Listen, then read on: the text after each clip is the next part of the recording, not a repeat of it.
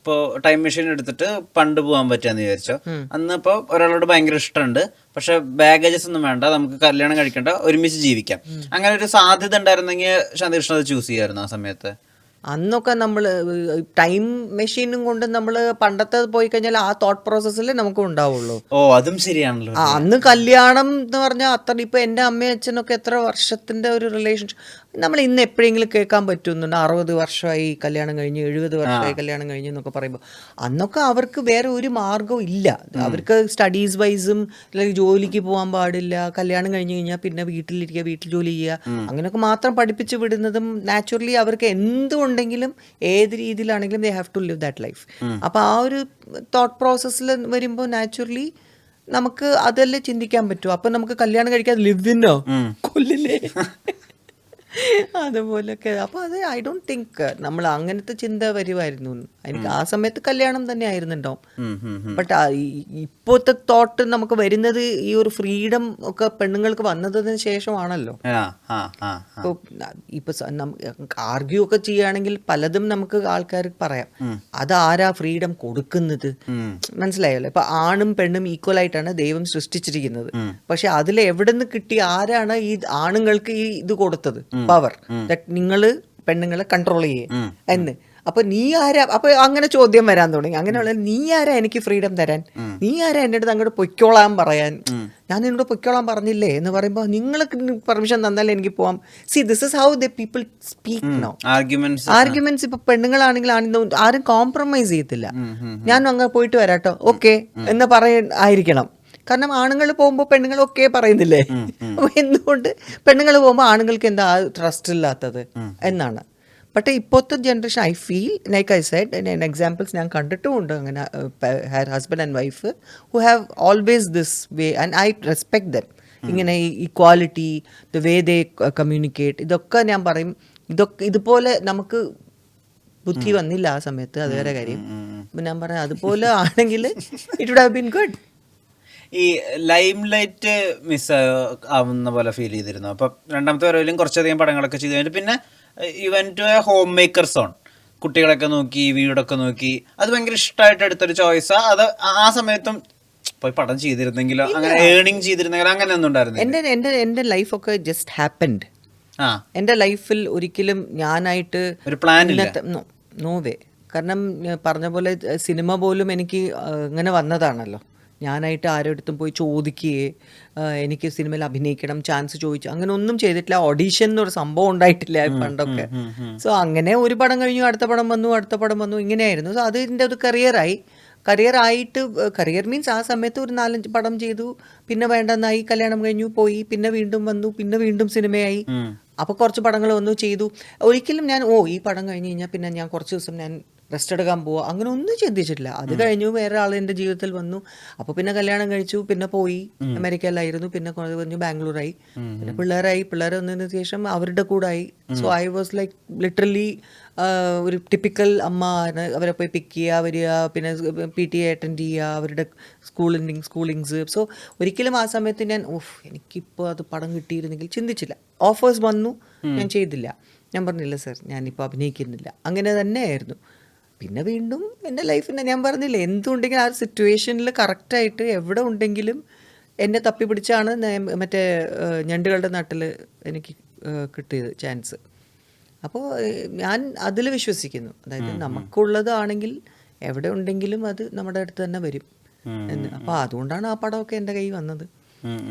So destined, നമ്മൾ ഡെസ്റ്റിൻഡാണ് ഇതൊക്കെ നമുക്ക് ചെയ്യണം എന്ന്. സോ ആ രീതിയിൽ ആ കാര്യത്തിൽ ഞാൻ വിശ്വസിക്കുന്നു. ശാന്തികൃഷ്ണൻ ആസ് എ പേഴ്സൺ സ്വയം എത്രത്തോളം ഇഷ്ടമുണ്ട്, ആൻഡ് ഈ സെൽഫ് ലവിന് എത്രമാത്രം ഇമ്പോർട്ടൻസ് ഉണ്ടെന്ന് വിചാരിക്കുന്നു? I really think self love വേണം നമുക്ക്. നമ്മളെ തന്നെ ഇഷ്ടം, അല്ലെങ്കിൽ നമ്മൾ എപ്പോഴും we will feel those people don't like me.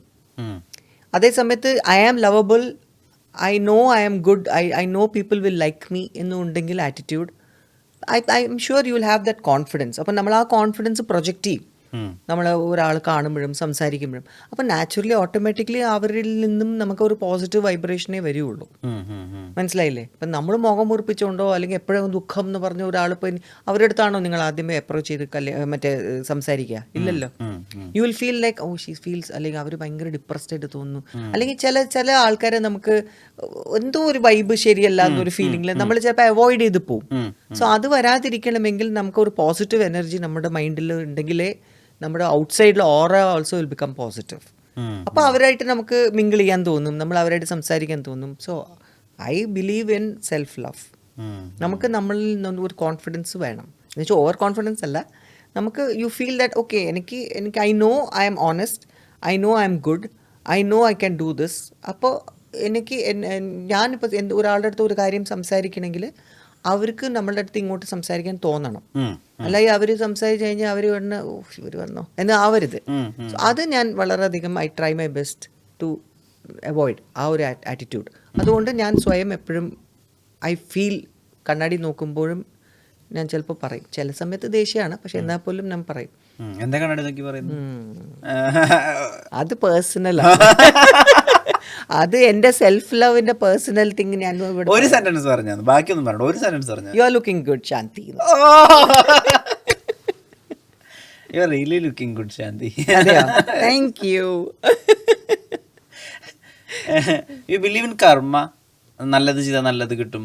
I just feel that positivity നമ്മൾ കൊടുത്തു കഴിഞ്ഞാൽ നമുക്ക് പോസിറ്റിവിറ്റി കിട്ടുന്നത്. I believe in that. കാരണം നമ്മൾ I believe in universe, I believe in nature. ഞാനല്ലാതെ ഒരു പ്രത്യേകിച്ച് നമ്മൾ പറയുന്ന പോലെ പണ്ട് വളരെയധികം സൂപ്പർസ്റ്റിഷ്യസ് ആയിരുന്നു. ഓരോന്നിനും പരിഹാരം, ഓരോന്നിനും ഇത് ചെയ്ത് അമ്പലത്തിൽ പോവാ, അങ്ങനെ ഭ്രാന്ത് പോലെ ആയിരുന്നു ഞാൻ. പിന്നെ എൻ്റെ ലൈഫിൻ്റെ പല പല സിറ്റുവേഷൻസ് കാണുമ്പോൾ I was like it doesn't make any difference. പൂജ ചെയ്തുകൊണ്ട് പ്രശ്നം നമുക്ക് അങ്ങനെ ഡിഫറൻസ് അല്ല, നമ്മളെ മാറ്റണം. ഒരു എന്തെങ്കിലും നമ്മുടെ ഉള്ളിൽ ഒരു നെഗറ്റിവിറ്റി ഉണ്ടെങ്കിൽ അത് നമുക്ക് തന്നെ തോന്നണം മാറ്റാൻ. അല്ലെങ്കിൽ വേറെ ഒരാൾക്കും വന്ന് മാറ്റാനൊന്നും പറ്റൂല. Even if they tell you what, നമുക്ക് കൺവിൻസ്ഡ് അല്ലെങ്കിൽ നമ്മൾ തോന്നണ്ടേ ചെയ്യാൻ.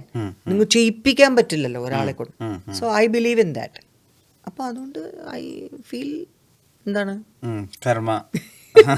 കർമ്മ എന്ന് അങ്ങനെ ഞാൻ വിചാരിക്കാറില്ല. പക്ഷെ നമ്മൾ ആരെയും ഹേർട്ട് ചെയ്യരുത്, നമ്മൾ നല്ലതേ ചെയ്യാവൂ. ആൻഡ് ആ രീതിയിൽ ഞാൻ ചിന്തിക്കും. കാരണം സൂപ്പർസ്റ്റിഷ്യൻസ് കുറവാണ് ഇപ്പോൾ, പണ്ടത്തെ പോലെ അത്രയും ഇല്ല. ഭക്തിക്ക് കുറവൊന്നും. ഭക്തി എന്ന് പറഞ്ഞാൽ ഇപ്പോഴും ഞാൻ പണ്ടത്തെ പോലെ എല്ലാ കാണുന്ന അമ്പലങ്ങളെല്ലാം അങ്ങനെ കയറി പോവില്ല. അതായിരുന്നു ചെയ്തുകൊണ്ടിരുന്നത്. ശരിക്കും വയസ്സാകുമ്പോൾ അത് കൂടുതലേ ചെയ്യാം അല്ലേ? വയസ്സ് ആർക്കായി നിനക്ക്? സോറി, അറിയോ? ശരിക്കും അതും ചോദിക്കാൻ പാടില്ലല്ലോ അല്ലേ? അല്ല മനസ്സുകൊണ്ട് 16 ഉള്ളൂ. 16 ഉള്ളൂ. ഇപ്പോഴും ഐ എം വെരി യങ് തന്നെയാണ് എൻ്റെ മൈൻഡിൽ എപ്പോഴും. Because I like to be happy. എനിക്ക് കൊച്ചു പിള്ളേരായിട്ട് ഭയങ്കര ഇഷ്ടമാണ്. എനിക്ക് അവരെ കൂടെ ഇരുന്നാൽ അവരുടെ കൂടെ കളിക്കാനും അവരുടെ കൂടെ അവർ സംസാരിക്കാനും. അവർ എൻ്റെ അടുത്ത് എങ്ങനെയെങ്കിലും മാഗ്നറ്റ് പോലെ എൻ്റെ അടുത്ത് വന്നോളും. ഏത് കൊച്ചു പിള്ളേരാണെങ്കിലും ആദ്യമൊക്കെ ഇങ്ങനെ കാണിച്ച് വാന്നൊക്കെ വിളിച്ച് ഞാൻ എങ്ങനെയെങ്കിലുമൊക്കെ അവരെ സോപ്പടിച്ച് അവർ വരും എൻ്റെ അടുത്ത്. ഇന്നലെ പോലും ഞാനൊരു അമ്പലത്തിൽ പോയി, അവിടെ നാമജപമായിരുന്നു. ആ കൊച്ചു കുറച്ച് അകലേ നിന്നിട്ട് എന്നെ ഇങ്ങനെ നോക്കുക. ഞാൻ മോള് വാ പറഞ്ഞ് ഫസ്റ്റ് ഇങ്ങനെ കാണിച്ചു. പിന്നെ നോക്കുമ്പോൾ മടിയിൽ വന്ന് കയറിയിരുന്നു. അതുപോലെയാണ്, മാഗ്നറ്റ് പോലെയാണ് ഞാൻ പിള്ളേരുമായിട്ട്. എനിക്ക് ഭയങ്കര ഇഷ്ടമാണ് അവരായിട്ട് കളിക്കാനും സംസാരിക്കാനും ഒക്കെ. അവരുടെ ഇന്നസെൻസും. കാരണം അതുകൊണ്ടായിരിക്കാം ഇവൻ എൻ്റെ മൈൻഡും യങ് ആണ്.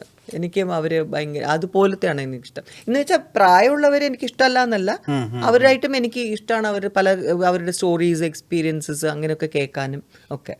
പക്ഷേ എനിക്ക് അവരാരും ഹേർട്ട് ചെയ്യുന്ന എനിക്ക് ഒട്ടും ഇഷ്ടമല്ല. എനിക്ക് ഭയങ്കരമായിട്ട് അങ്ങ് ദേഷ്യം കയറും ആരെങ്കിലും അങ്ങനെ വയസ്സായ ആൾക്കാര് എന്തെങ്കിലും ഒരു ചീപ്പായിട്ട് പറയുകയും അല്ലെങ്കിൽ അവർ ചിരിക്കുന്ന അവരെ അങ്ങനെയൊക്കെ എനിക്ക് കണ്ടു കഴിഞ്ഞാൽ കേട്ട് ഞാൻ ചിലപ്പോൾ പോയി ചോദിക്കുകയും ചെയ്യും അവരുടെ അടുത്ത്. എനിക്ക് അത്രയ്ക്ക് ചിലപ്പോൾ എനിക്കത് കൺട്രോൾ ചെയ്യാൻ പറ്റൂല. എല്ലാവരും വയസ്സായും പോകുമ്പോൾ ഹൗ വി നോ നമ്മൾ എന്ത് നമുക്ക് സംഭവിക്കാൻ പോകുന്നത്. Never do that, you know.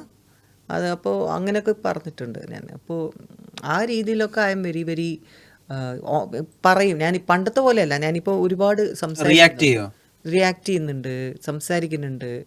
പക്ഷെ കുറെ കൺട്രോൾ ചെയ്യണം. ദേഷ്യമൊക്കെ കൺട്രോൾ ചെയ്യായിരുന്നോ? പണ്ട് അതിപ്പോ കുറച്ചുകൂടി പണ്ടൊക്കെ ദേഷ്യമല്ല കരച്ചിലായിരുന്നു കൂടുതലും. ദേഷ്യം കൊണ്ട് ദേഷ്യം വന്നാലും കരയും, കാരണം എനിക്കൊന്ന് ഹെൽപ്ലെസ് ആയി പോകുന്നവർ കരയും, അങ്ങനെയൊക്കെ ആയിരുന്നു. അപ്പോൾ ചേട്ടന്മാർക്ക് ദേഷ്യം വരും, കാരണം അമ്മ അവരെയാണ് ചീത്ത വിളിക്കുന്നത്. അവൾക്ക് വിട്ടുകൊടുക്കുക എന്ന് പറയും. അപ്പോൾ ഞാനിപ്പോൾ ഞാൻ കരയുമ്പോൾ അവരെയാണല്ലോ ചീത്ത വിളിക്കുക. സോ അതുകൊണ്ട് അങ്ങനെ. പക്ഷേ I think now as you age ഈ നമുക്ക് കോൺഫിഡൻസും ഞാൻ പറഞ്ഞത് എപ്പോഴും എക്സ്പീരിയൻസ് കാര്യം ഞാൻ പറയുന്നത് ഇതുകൊണ്ടാണ്. നമ്മുടെ ലൈഫിൻ്റെ ഓരോരോ കാര്യങ്ങൾ വരുമ്പോൾ ഓട്ടോമാറ്റിക്കലി നമ്മൾ അറിഞ്ഞോ അറിയാതെയോ സബ് കോൺഷ്യസ് മൈൻഡിലും ആ ട്രേറ്റ്സോ എന്തെങ്കിലും പേഴ്സണാലിറ്റി ചേഞ്ച് ഉണ്ടാവും 100%. സോ അത് നമ്മൾ പ്രൊജക്റ്റ് ചെയ്യും.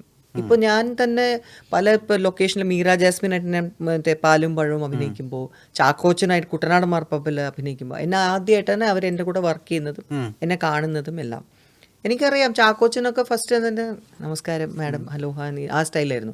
ഞാൻ അവിടെ ചെന്ന് ശ്രീജിത്തുമായിട്ടൊക്കെ സംസാരിക്കുമ്പോൾ ഇതാണോ നമ്മുടെ ശാന്തി കൃഷ്ണ മാഡം എന്ന് പറയുന്നത്, അതാണ്. കാരണം അവർ I am like literally like ലാഫിങ് ഇത്. അപ്പം തൊട്ട് അവരും നമ്മുടെ അടുത്ത് സംസാരിക്കുമ്പോഴും എല്ലാം they are also very like childish ആ രീതിയിലാണ്. ഇന്നും ചാക്കോച്ചൻ എന്നെ കാണുമ്പോഴും എന്നിട്ട് എൻ്റെ മേരി എൻ്റെ സോറ്റിമാം എന്നൊക്കെ പറഞ്ഞു വരും. അപ്പോൾ അതുപോലെ ഞാൻ നമ്മുടെ മീരയെ കണ്ടപ്പോഴും സെയിം തിങ് ആയിരുന്നു.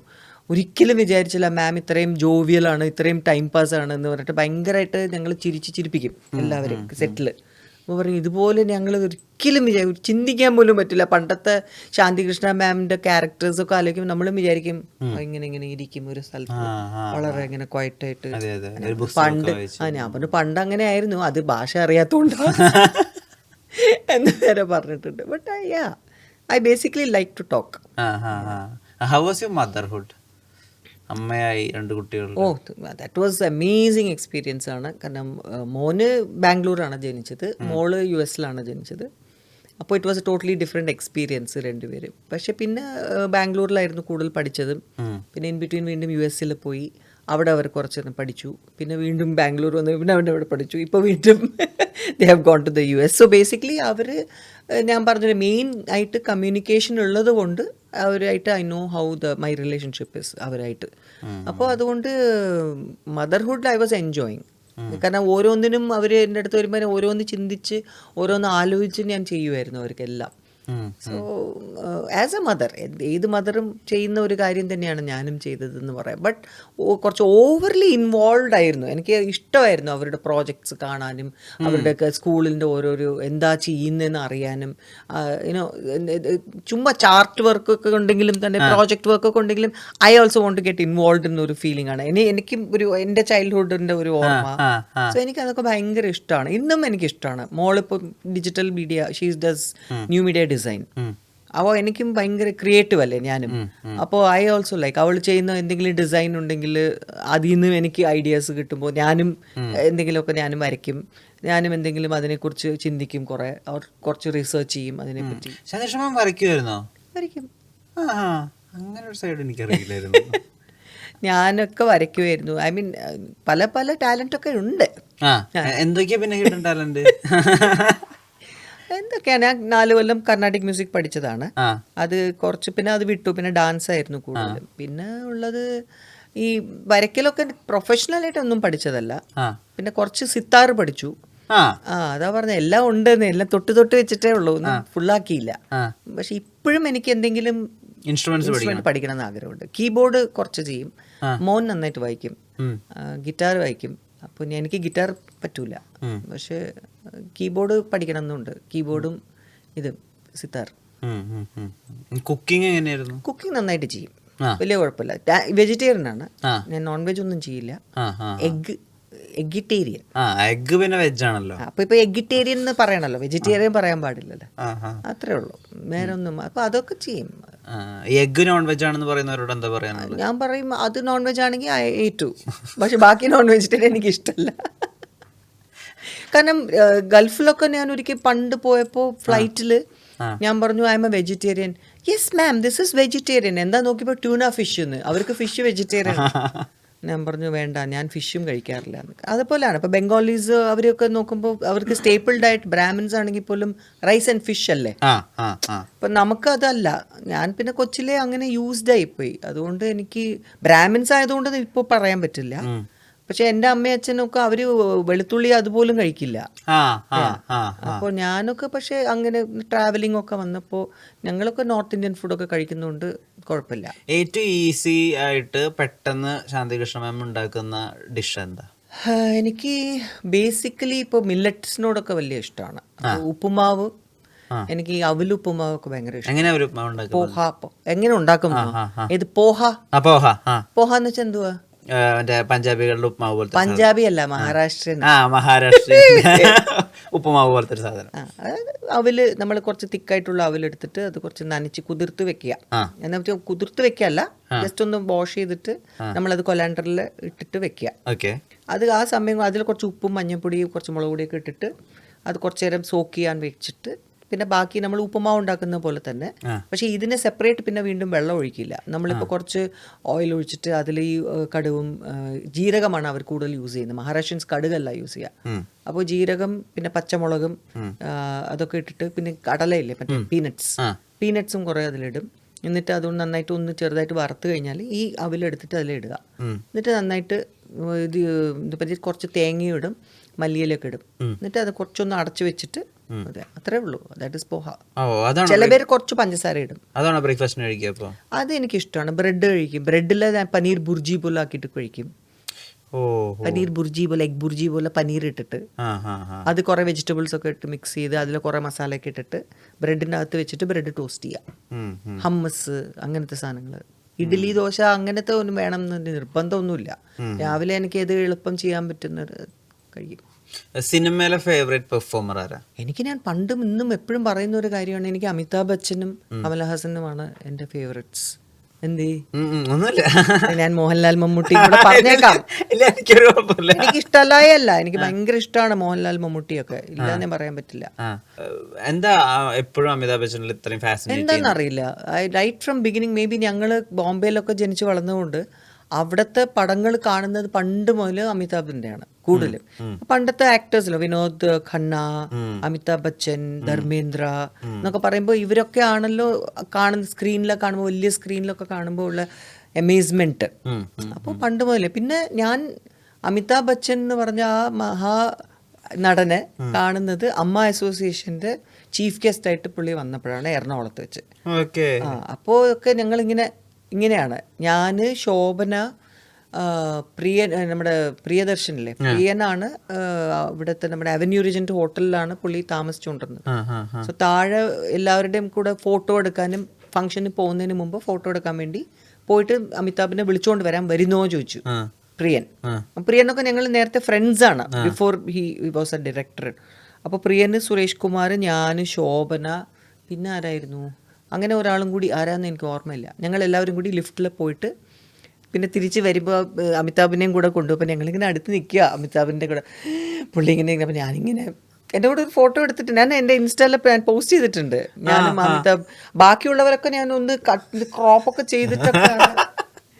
പക്ഷെ അതിന് നടുക്ക് ഒരാളുണ്ട്, അത് എനിക്ക് കട്ട് ചെയ്യാൻ പറ്റിയില്ല, കാരണം നടുക്ക് മുഖമായിപ്പോയി. അതാരാന്ന് എനിക്ക് ഓർമ്മയില്ല.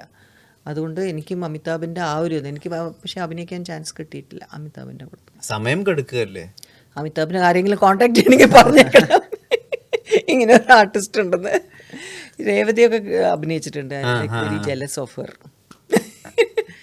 കമൽ സാറായിട്ടുള്ള ഇൻട്രാക്ഷൻസ് എങ്ങനെയായിരുന്നു? ഇപ്പോൾ കമൽ സാറിനെ ഞാൻ പിന്നെ എവിടെ കാണാനുള്ള ഓപ്പർച്യൂണിറ്റിയൊക്കെ, ഞാൻ കമൽഹാസൻ വാണി ഗണപതിയുടെ കല്യാണ റിസപ്ഷന് ഞാൻ കണ്ടിട്ടുണ്ട്. അങ്ങനെയാണ് ആദ്യമായിട്ട് ഞാൻ പോയി കൈയൊക്കെ ഷെയ്ക്കാണ്ടൊക്കെ ചെയ്ത് ആ കൈ കഴുകാതൊക്കെ വെച്ചുകൊണ്ടിരുന്നത്. That is Vani was my friend. എന്നിട്ട് ഞങ്ങൾ ഡാൻസ് ക്ലാസ്സിൽ സീനിയർ ആയിരുന്നു. അപ്പോൾ അങ്ങനെ വാണിയുടെ റിസപ്ഷന് എന്നെ വിളിച്ചിരുന്നു, അവിടെ ബോംബെയിലെ താജ് ഹോട്ടലിൽ. സോ അവിടെ പോയിട്ട് ആണ് ഫസ്റ്റ്. അപ്പോൾ എൻ്റെ അടുത്ത് എന്താ പേര് എന്നൊക്കെ ചോദിച്ചു, ശാന്തി. അപ്പോൾ വാണി ഇങ്ങനെ ഇൻട്രൊഡ്യൂസ് ചെയ്തു, നല്ലൊരു ഡാൻസറാണ്. ഓ അപ്പടിയാ, നല്ലത്, ഓക്കെ.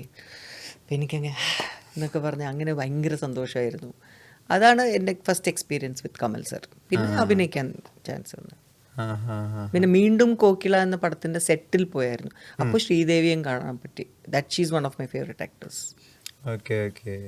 കൂടെയുള്ള പെർഫോമേഴ്സിൽ ഏറ്റവും അധികം ഇഷ്ടമുണ്ടായിരുന്ന ആരെയായിരുന്നു? നിങ്ങളുടെ കണ്ടംപററിയിൽ ഒരു ഫീമെയിൽ പെർഫോമർ എന്നുള്ള രീതിയിൽ ആരായിരുന്നു ഏറ്റവും ഇഷ്ടം? വിദ്യ ചേച്ചി, ശ്രീവിദ്യ ചേച്ചി. ശ്രീവിദ്യ ചേച്ചിയുടെ പെർഫോമൻസൊക്കെ നമ്മൾ നേരിട്ട് കാണണം. നേരിട്ട് കാണുമ്പോഴാണ് അതിൻ്റെ ആ ഒരു പെർഫോമൻസിൻ്റെ ഒരു ഇമ്പാക്റ്റ് നമുക്കുണ്ടാവുന്നത്. ഹെർ ഐസ് സ്പോക്ക് എന്ന് പറയില്ലേ, വിദ്യ ചേച്ചിയുടെ അതുപോലത്തെ ഫീച്ചേഴ്സും അതുപോലത്തെ ഒരു കണ്ണും ഞാൻ വേറെയും കണ്ടിട്ടില്ല. ഞാൻ ആദ്യം വിദ്യ ചേച്ചിയെ കാണുന്നത് ചേച്ചിയുടെ പെർഫോമൻസ്, ഡാൻസ് പെർഫോമൻസിനാണ്. ഞാൻ കൊച്ചിലെ ബോംബെയിൽ ഷൺമുഖാനന്ദ ഹാളിൽ വെച്ച് ചേച്ചിയുടെ പെർഫോമൻസ് ഡാൻസ് കൃഷ്ണാനി ബേഗനെ ബാറോ കളിച്ചത്. ഒരുപാട് മിസ് ചെയ്യുന്ന ഒരു ആക്ടറാണ് അവർ. എന്തൊരു അമേസിങ് പെർഫോമറും കൂടിയല്ലേ. ഇരകളിലൊക്കെ അവർ ചെയ്തിട്ടുള്ളത്, അവരുടെ പെർഫോമൻസ് ഒന്നും ആർക്കും ബീറ്റ് ചെയ്യാൻ പറ്റൂല. അതാണ് എനിക്ക് തോന്നുന്നത്. സവിധമില് എനിക്ക് സെക്കൻഡ് ബെസ്റ്റ് ആക്ട്രസിനായിരുന്നു. എനിക്ക് വിഷമം എന്തുകൊണ്ട് തോന്നിയില്ല, ബെസ്റ്റ് ആക്ട്രസ് വിദ്യ ചേച്ചി ആയിരുന്നു അന്ന്. അപ്പൊ എന്റെ ഫേവറേറ്റ് ആക്ടർ. അപ്പൊ ഞാൻ പറഞ്ഞു ചേച്ചിക്ക് ശേഷം എന്നെ അല്ലേ അവർ ചിന്തിച്ച്. അങ്ങനെയാണ് ഞാൻ എൻ്റെ മൈൻഡിൽ പോയത്. So I was very very happy അന്ന് കിട്ടിയത് അവാർഡ്. പറഞ്ഞോളൂ, ഞാൻ ഭയങ്കര ഫാനാണ്. ചേച്ചിക്ക് അറിയാം, ചേച്ചിക്ക് എന്നെ ഭയങ്കര ഇഷ്ടമായിരുന്നു. ഞങ്ങൾ താരാട്ടിലൊക്കെ ഒരുമിച്ച് അഭിനയിച്ചതല്ലേ, അതിലൊക്കെ ചേച്ചിയൊക്കെ ഭയങ്കര ഇഷ്ടമായിരുന്നു.